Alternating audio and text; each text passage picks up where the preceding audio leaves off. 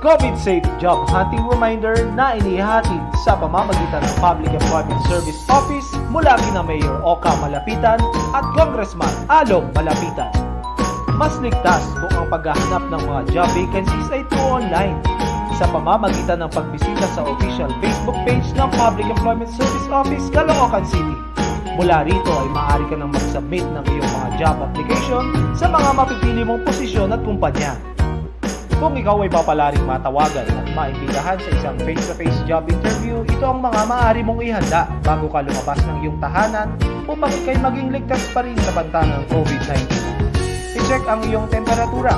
Ang normal na temperatura ay di dapat mas mataas sa 37.5 degrees Celsius.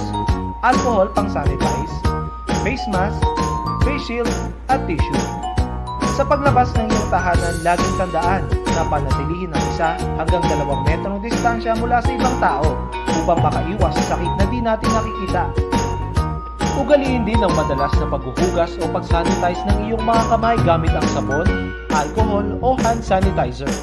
Siguruhing suot ang face mask at face shield sa lahat ng oras at pagkakataon. Ubalin lamang ang mga ito kung ikaw ay iinom o kakain. Iwasan din ang mga gestures na may close contact katulad ng handshaking. Ilagay na lamang ang kamay sa dibdib kung nais bumati o magpasalamat ng may lubos na paggalang.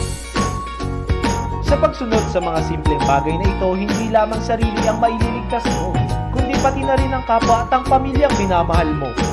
Sa sama-sama nating pakikipagtulungan at pakikiisa, ang COVID-19 ay sabay-sabay nating labanan. Dahil ika nga ng ating kaibigang Congressman Along Malapitan, dapat may aksyon at malasakit.